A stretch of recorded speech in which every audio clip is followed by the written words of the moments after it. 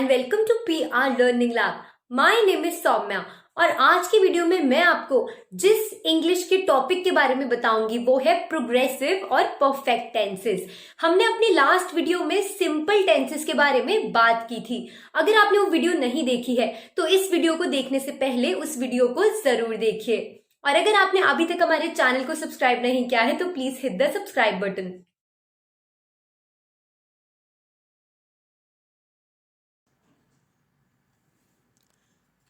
What we will learn. What are progressive tenses? Types and examples of progressive tenses. What are perfect tenses? Types and examples of perfect tenses. Progressive tenses. The progressive verb tense, also called the continuous tense, is an English verb tense used to describe continuing actions, basically the actions that are in progress and ongoing. Progressive tense को हम बुलाते हैं continuous tense. Continuous tense में एक word आता है continue. Continue मतलब होता है किसी भी चीज का चलते रहना, मतलब कि ऑन गोइंग टेंस या फिर इन प्रोग्रेस। जब भी कोई काम चल रहा होता है या फिर पास्ट में चल रहा था या फ्यूचर में चलता रहेगा, उसे हम बोलते हैं प्रोग्रेसिव टेंस यानी कंटिन्यूअस टेंस। प्रोग्रेसिव टेंसेस भी हमारे पास 3 तरीके के होते हैं। सबसे पहले आता है प्रेजेंट प्रोग्रेसिव टेंस यानी कि प्रेजेंट कंटिन्यूअस टेंस, जो अभी तक प्रेजेंट में चल रहा है। जैसे कि आई एम ईटिंग, मैं अभी खाना खा रही हूं, तो ये एक प्रेजेंट प्रोग्रेसिव टेंस हुआ क्योंकि ये एक्शन अभी ऑन गोइंग है। सेकंड हमारे पास आता है past progressive tense. I was reading when he arrived, मैं उस टाइम पर बुक पढ़ रही थी। आई वॉज रीडिंग जब वो आया, तो ये भी एक एक्शन है जो पास्ट में कंटिन्यू हो रहा था, मतलब कि जो चले जा रहा था। Future progressive tense, I will be finishing college next year, मैं अगले साल अपना कॉलेज खत्म कर दूंगी। तो कॉलेज जाना एक प्रोग्रेसिव टेंस है क्योंकि ये अभी कंटिन्यूएशन में है, ये एक्शन अभी चल रहा है और फ्यूचर तक चलता रहेगा, तो ये हुआ फ्यूचर प्रोग्रेसिव टेंस। आप देखेंगे कि इन तीनों ही टेंसेस में एक चीज कॉमन है, वो है ING, ईटिंग, फिनिशिंग और रीडिंग। जब भी हम कंटिन्यूअस टेंस यानी कि प्रोग्रेसिव टेंस की बात करते हैं तो वहां पर ING का यूज तीनों ही टेंसेस में किया जाता है। अब मैं आपको इसको डिटेल में आगे आने वाली स्लाइड्स में बताऊंगी। Present progressive tense, the present progressive expresses actions that are happening now और दैट आर इन प्रोग्रेस। वो सारे एक्शंस जो अभी चल रहे हैं यानी कि जो अभी प्रोग्रेस में है, उन्हें हम बोलते हैं present progressive tenses. Present progressive tenses की फॉर्मेशन होती है ये, सब्जेक्ट, सब्जेक्ट मतलब कि I am, you, he, she, वो आता है। उसके बाद इज एम आर में से कोई एक चीज आती है, फिर आता है वर्ब, वर्ब के साथ हम लगाते हैं ING और फिर आते हैं अदर वर्ड्स यानी कि बचे हुए वर्ड्स। अब हम इस फॉर्मेशन को इस स्टेटमेंट में देखेंगे। सबसे पहले आता है सब्जेक्ट यानी कि जॉन, यहाँ पे जॉन के बारे में बात हो रही है तो वो हुआ सब्जेक्ट। उसके बाद इज एम आर में से कोई भी एक चीज आती है, यहां पर आया is, John is watch, watch एक वर्ब है, किसी भी चीज को वॉच करना हमारे लिए एक वर्ब होता है। वर्ब के साथ हमने लगाया ING, आप देख सकते हैं ये है वर्ब, वर्ब के साथ हमने लगाया ING और फिर हमारे अदर वर्ड्स यानी कि बचे हुए वर्ड्स जो कि है टेलीविजन, ये आया हमारे लिए अदर वर्ड्स में। इस तरीके से हम प्रेजेंट प्रोग्रेसिव टेंस में स्टेटमेंट्स की फॉर्मेशन करते हैं। John is watching television. John अभी क्या कर रहा है, वो अभी टीवी देख रहा है। ये एक एक्शन है जो कि ऑन गोइंग है, मतलब जो अभी चल रहा है, तो ये कंटिन्यूअस टेंस के अंडर आएगा। They are choreographing a dance. वो लोग एक डांस कोरियोग्राफ कर रहे हैं, वो लोग ये चीज अभी कर रहे हैं, इसलिए ये प्रेजेंट प्रोग्रेसिव टेंस में आएगा। आप इस वाले फॉर्मेशंस में ये सारे के सारे एग्जाम्पल्स मैच करके देख सकते हैं। मैं और क्लैरिटी के लिए इसको इरेज कर दूंगी, अब आपको ये अच्छे से समझ आएगा। He is having his lunch. वो अभी अपना लंच कर रहा है। ये एक्शन भी अभी ऑन गोइंग है, मतलब कि ये अभी चल रहा है, तो ये भी अभी प्रेजेंट प्रोग्रेसिव टेंस के अंडर आएगा। Past progressive tense. The past progressive expresses events that lasted for a duration of time in the past. जो past में कुछ थोड़े से टाइम के लिए चले थे, वो सारे आएंगे past progressive tense में। past progressive tense के अंडर हम इस वाली फॉर्मेशन में स्टेटमेंट्स बनाते हैं। हमें जो भी एग्जाम्पल्स दिखेंगे या जो भी स्टेटमेंट्स दिखेंगी वो सारी इस फॉर्मेट में दिखेंगी, जिसमें सबसे पहले आएगा सब्जेक्ट, जो कि यहाँ पर देख सकते हैं आप, आए, ये यहाँ पर सब्जेक्ट है। उसके बाद वॉज या वर में से कोई भी एक चीज आएगी। वर हम यूज करते हैं प्लूरल के साथ और वॉज हम यूज करते हैं जब भी सिंगुलर की बात हो रही होती है।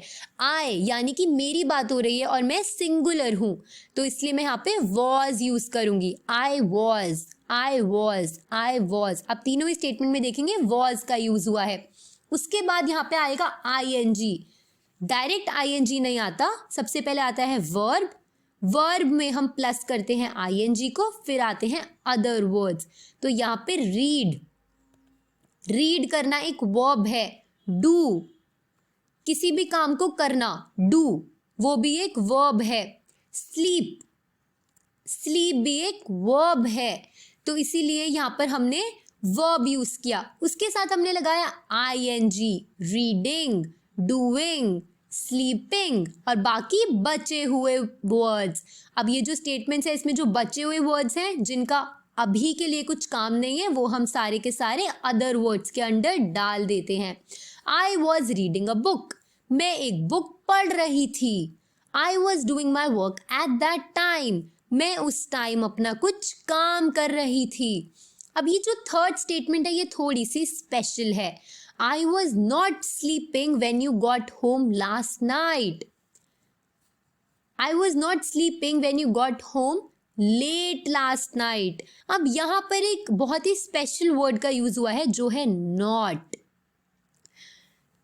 नॉट हम नेगेटिव सेंटेंसेस में यूज करते हैं। हमारे पास तीन तरीके के सेंटेंसेस होते हैं, अफर्मेटिव, नेगेटिव और इंटेरोगेटिव। अफर्मेटिव सेंटेंसेस वो होते हैं जो सिंपल सेंटेंसेस होते हैं, like I was reading a book, I was doing my work at that time. ये सारे पॉजिटिव सेंटेंसेस हैं, तो इन्हें हम डालते हैं अफर्मेटिव सेंटेंसेस के अंडर। नेगेटिव सेंटेंसेस वो होते हैं जिसमें हम नॉट का यूज करते हैं। जब भी किसी स्टेटमेंट में नॉट वर्ड का यूज हो जाएगा तो वो होगा एक नेगेटिव सेंटेंस। नेगेटिव सेंटेंसेस के केस में एक स्टेटमेंट की फॉर्मेशन इस तरीके से होती है, वॉज, वर और वर्ब के बीच में यहां पर हम नॉट वर्ड को ऐड करते हैं। मैं किसी भी स्टेटमेंट को नेगेटिव नॉट ऐड करके बना सकती हूं। जैसे कि अगर मैं पहले वाले स्टेटमेंट की बात करूं, आई वॉज, वॉज वर्ब के बाद हमें क्या ऐड करना है, नॉट, तो मैं यहाँ पे वर्ब और वॉज के बाद नॉट वर्ड ऐड कर दूंगी। आई was not reading a book, ये बन गया एक नेगेटिव सेंटेंस। इंटेरोगेटिव, इंटेरोगेटिव वो सेंटेंसेस होते हैं जिसमें हम क्वेश्चन मार्क का यूज करते हैं, यानी कि जब भी हम कोई क्वेश्चन पुट अप करते हैं, कोई क्वेश्चन पूछते हैं, तो वो सारे हमारे इंटेरोगेटिव सेंटेंसेस होते हैं। तो ये तीनों सिर्फ पास्ट प्रोग्रेसिव टेंस के केस में नहीं होते हैं, हर केस में ये तीनों के तीनों सेंटेंसेस का यूज किया जाता है। अब चाहे वो प्रेजेंट हो, फ्यूचर हो, प्रोग्रेसिव की बात हो रही हो या सिंपल टेंसेस की बात हो रही हो या किसी भी तरीके के टेंसेस की बात हो रही हो, यही 3 तरीके के स्टेटमेंट्स हमें देखने को मिलते हैं। Future progressive tense. Future progressive tense मतलब future continuous tense. The future progressive usually expresses actions will be happening at some point in the future. जब भी कोई एक्शन फ्यूचर के किसी पॉइंट में चल रहा होगा वो हम फ्यूचर प्रोग्रेसिव टेंस के अंडर डालेंगे। उसकी फॉर्मेशन इस तरीके से की जाती है। सबसे पहले आता है सब्जेक्ट, जैसे कि दे, यू, आई। फिर हम विल और शैल में से किसी भी एक वर्ड का यूज करते हैं। Will, shell, will. विल और शैल लिखने के बाद हमें बी लिखना भी जरूरी होता है। विल बी, शैल बी, इस तरीके से आप देख सकते हैं they will B, they shall be word का भी यूज हुआ है। फिर हम वर्ब लिखते हैं आईएनजी और अदर वर्ड्स, जैसे कि हम पुराने स्टेटमेंट्स में करते थे। वर्ब गो, यहाँ पे गो एक वर्ब है। सी, किसी चीज को देखना, ये एक वर्ब है। वॉक, वॉक करना, ये भी एक वर्ब है। इनके आगे हमने आईएनजी लगाया और फिर हमने अपने बचे हुए वर्ड्स लिख दिए हैं। They will be going to London tomorrow, वो लोग कल लंदन जाएंगे। जाना एक कंटिन्यूअस एक्शन है, एक प्रोग्रेसिव टेंस है और वो कल होगा, यानी कि आने वाले कल में होगा, तो इसीलिए वो फ्यूचर प्रोग्रेसिव टेंस है। You shall be seeing snow this winter, इस विंटर तुम स्नो देखोगे, ये भी एक फ्यूचर प्रोग्रेसिव टेंस है। I will be walking to the grocery shop tomorrow, मैं कल ग्रोसरी शॉप के लिए जाऊंगी, ये भी एक कंटिन्यूअस एक्शन है। अगर मैं सिंपल फ्यूचर और फ्यूचर प्रोग्रेसिव टेंस के बीच में डिफरेंस करूं तो हम वहाँ पे बी वर्ड का और आईएनजी का यूज़ नहीं करते। अगर मुझे इस स्टेटमेंट को सिंपल फ्यूचर में लिखना होता तो मैं बोलती I will go to the grocery shop tomorrow या फिर I will walk to the grocery shop tomorrow. लेकिन क्योंकि मुझे उसे फ्यूचर प्रोग्रेसिव टेंस में लिखना है और प्रोग्रेसिव टेंस में हम आईएनजी का यूज़ भी करते हैं, तो मैं इसे I will be walking to the grocery shop tomorrow इस तरीके से लिखूंगी। बिना बी का यूज करे मैं आईएनजी का यूज भी नहीं कर सकती। अगर मैं बोलूंगी I will walk into the, ये गलत हो जाएगा। मुझे आईएनजी यूज करने से पहले फ्यूचर के केस में बी लिखना जरूरी होगा, तभी ये स्टेटमेंट करेक्ट होगी। ये तो हुई थी प्रोग्रेसिव टेंसेस की बात। अब हम करेंगे परफेक्ट टेंसेस की बात। ये होता है थर्ड फॉर्म ऑफ टेंसेस। सबसे पहले होता है सिंपल, उसके बाद होता है कंटिन्यूअस, फिर होता है परफेक्ट टेंसेस। ये भी हमारे पास 3 तरीके के आते हैं, present perfect tense, past perfect tense और फ्यूचर परफेक्ट टेंस। प्रेजेंट जैसे कि मैं आपको बता चुकी हूँ, जब अभी की बात हो रही हो। आई हैव सीन इट, मैंने ये चीज़ देखी है। I have seen it. अब ये हम तब बात करते हैं जब हमने रिसेंटली कोई चीज़ करी हो, यानी कि अभी अभी में करी हो, कुछ टाइम पहले ही, ज़्यादा दिन नहीं हुए इस चीज़ को, बहुत रिसेंटली हमने करी हो, तो उसे हम प्रेजेंट परफेक्ट टेंस में डालते हैं। पास्ट परफेक्ट टेंस मतलब होता है कोई ऐसी चीज़ जो हमने बहुत पहले कभी पास्ट में की हो।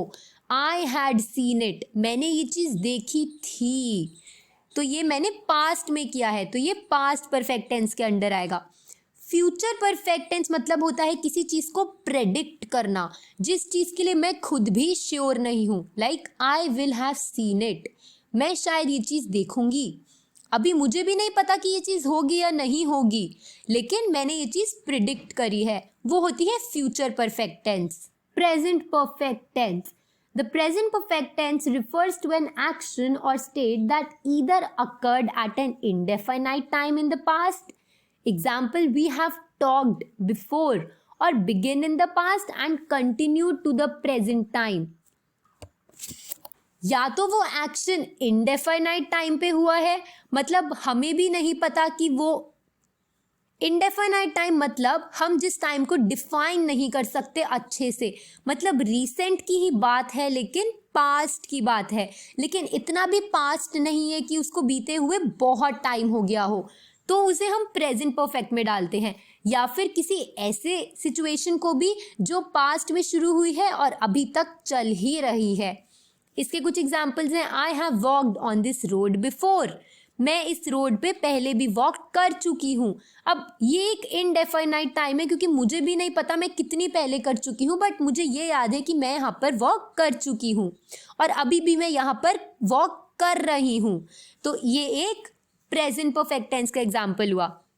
We have eaten the pizza here, हमने यहाँ पर इस जगह पर पहले भी पिज्जा खाया है। इसका मतलब वो चीज़ जो मैंने पहले भी की और अब मैं वापस कर रही हूँ, तो ये हमारा प्रेजेंट परफेक्ट टेंस के अंडर आया।